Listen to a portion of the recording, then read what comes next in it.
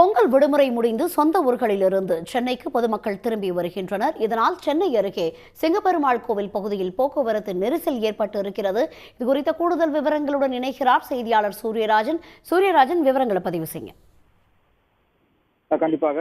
தமிழ் திருநாள் பொங்கல் பண்டிகையை கொண்டாடுவதற்காக சென்னையில் இருக்கக்கூடிய மக்கள் தங்களுடைய சொந்த ஊருக்கு கடந்த ஒரு 4-5 நாட்களுக்கு முன்பாகவே சென்றாங்க. குறிப்பா மதுரை, திருநெல்லை, கோவை, திருச்சி என பல்வேறு மாவட்டங்களில் சேர்ந்த மக்கள் சென்னையிலிருந்து பொங்கல் விழா சென்றிருந்தாங்க. பொங்கல் விழா முடிந்த தொடர்ச்சியாக தென் மாவட்டத்திலிருந்து மக்கள் மீண்டும் சென்னை நோக்கி வருவதன் காரணமாக சென்னை அருகே இருக்கக்கூடிய சிங்கப்பெருமாள் கோவில் பகுதியில் ஒரு கடுமையான ஒரு போக்குவரத்து சிக்கல் ஏற்பட்டது.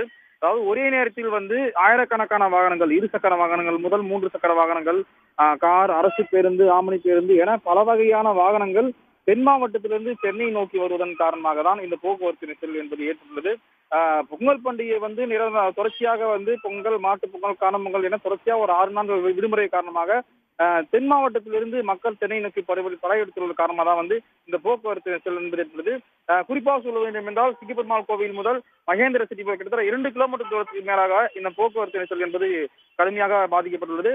இந்த போக்குவரத்து நெரிசல் என்பது காரணமாக திருச்சியிலிருந்து சென்னை வரக்கூடிய தேசிய நெரிசல் என்பது நெரிசல் ஏற்பட்டது. இருந்தாலும் கூட இந்த பகுதியில் கூடிய போக்குவரத்து காவலர் தொடர்ச்சியாக இந்த போக்குவரத்து நெரிசல் சரி செய்யக்கூடிய காட்சி நம்ம பார்க்க முடியுது. தகவல்களுக்கு நன்றி சூரியராஜன். உடனுக்குடன் செய்திகளை தெரிந்து கொள்ள சன் நியூஸ் பெல் ஐகானை கிளிக் பண்ணுங்க.